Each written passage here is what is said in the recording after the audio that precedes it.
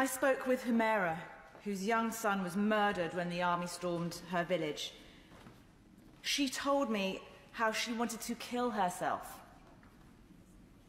but was kept alive by the very thought of trying to find his body to at least give him a burial. After 2 days of searching in vain, she had to take the decision to stay and lose her own life, or flee across the border knowing she was leaving her son's body somewhere to rot. She still lives with the pain of not being able to bury her son. I then met Subara, a 24-year-old mother, who spoke of how the military snatched from her arms her 1-year-old child and hacked him to death.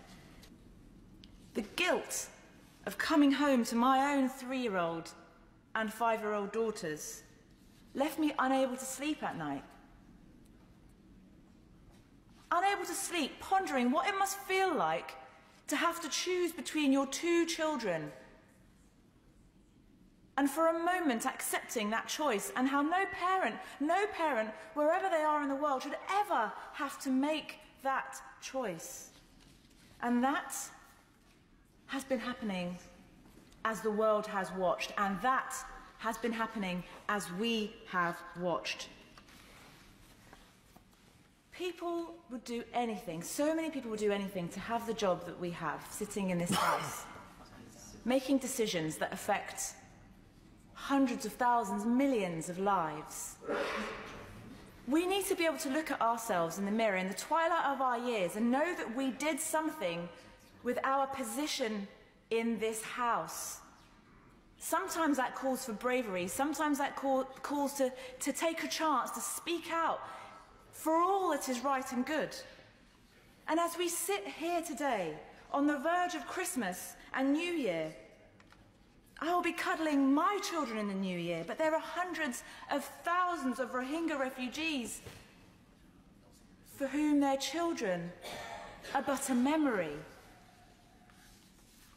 How can life have such different value depending on where a person was born?